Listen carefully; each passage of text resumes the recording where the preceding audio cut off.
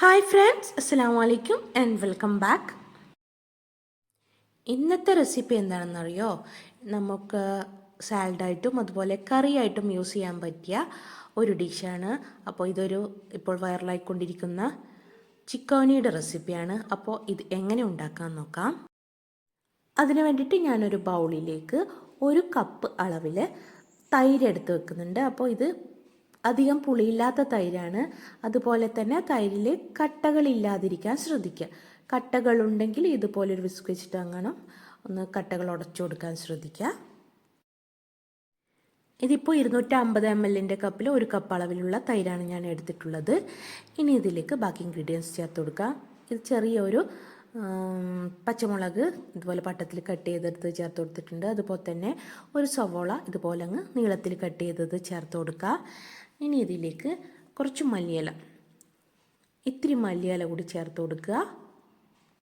ഇനി ഇതിലേക്ക് ചേർത്ത് കൊടുക്കുന്നത് ബോയിൽ ചെയ്ത് കട്ട് ചെയ്തെടുത്തിട്ടുള്ള പൊട്ടാറ്റോ ആണ് കേട്ടോ. ഉരുളക്കിഴങ്ങ് വേവിക്കുന്ന സമയത്ത് കുറച്ച് ഉപ്പും അതുപോലെ തന്നെ മഞ്ഞൾപ്പൊടിയും കൂടി ചേർത്ത് കൊടുക്കാൻ ശ്രദ്ധിക്കുക. ഞാൻ മഞ്ഞൾപ്പൊടി ചേർത്ത് കൊടുക്കാൻ വിട്ടുപോയി. മഞ്ഞൾപ്പൊടി ചേർത്ത് കൊടുക്കുകയാണെങ്കിൽ കാണാൻ നല്ല ഭംഗിയുണ്ടാവും. ഇനി ഇതിലേക്ക് ഒരു ചെറിയ സ്പൂൺ അളവിൽ മുളക് പൊടി ചേർത്ത് കൊടുക്കുന്നുണ്ട്.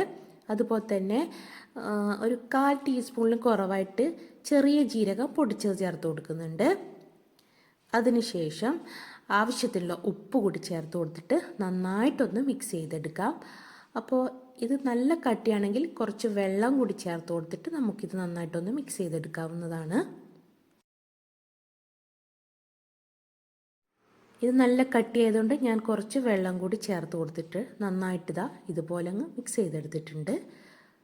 ഇനി നമുക്കിതൊന്ന് താളിച്ചെടുക്കണം.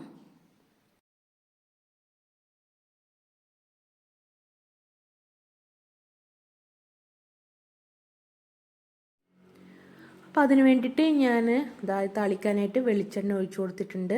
ഇനി ഇതിലേക്ക് നമുക്ക് കുറച്ച് കടുകിട്ട് കൊടുക്കാം. അപ്പോൾ നമ്മളിത് കടുകിട്ട് പൊട്ടിയ ശേഷം ഫ്ലെയിം ഓഫാക്കിയിട്ട് ബാക്കി ഇൻഗ്രീഡിയൻസ് ചേർക്കുന്നതായിരിക്കും നല്ലത്. അപ്പോൾ ഞാൻ ഇത് കടുക് പൊട്ടിച്ച ശേഷം ഇതിലേക്ക് കുറച്ച് കസൂരി മേത്തി കൂടി ചേർത്ത് കൊടുക്കുന്നുണ്ട്. ഒരു ചെറിയ സ്പൂൺ കസൂരി മേത്തി കൂടി ചേർത്ത് കൊടുക്കുന്നുണ്ട്.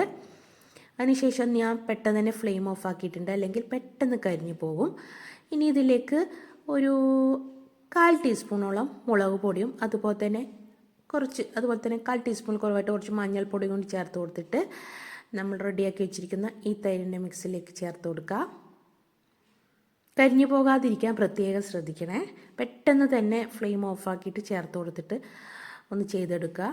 അപ്പോൾ ഞാൻ ചേർത്ത് കൊടുത്തിട്ടുണ്ട്. അപ്പോൾ ഇനി എല്ലാം കൂടി ഒന്ന് നന്നായിട്ടൊന്ന് മിക്സ് ചെയ്തെടുക്കാം. ഈ താളിപ്പ് എല്ലാറ്റിലും എത്തുന്ന രീതിയിൽ നന്നായിട്ടൊന്ന് മിക്സ് ചെയ്തെടുക്കാം. ഇത് നമുക്ക് ചോറിൻ്റെ കൂടെയോ അല്ലെങ്കിൽ ചപ്പാത്തിയുടെ കൂടെയോ കഴിക്കാൻ പറ്റിയ ഒരു അടിപൊളി ഡിഷാണ്. ഇത് സാലഡായിട്ടും കറിയായിട്ടും ഒക്കെ യൂസ് ചെയ്യാൻ പറ്റുന്ന ഒരു ഡിഷാണ്. അപ്പോൾ എല്ലാവരും ഇതൊന്ന് ട്രൈ ചെയ്ത് നോക്കുക.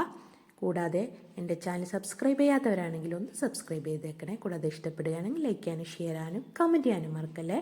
ഇൻഷാ അല്ലാഹ് നല്ലൊരു വീഡിയോ ആയിട്ട് വീണ്ടും കാണാം. എൻ്റെ വീഡിയോ ഇതുവരെ വാച്ച് ചെയ്ത എല്ലാവർക്കും താങ്ക്സ്.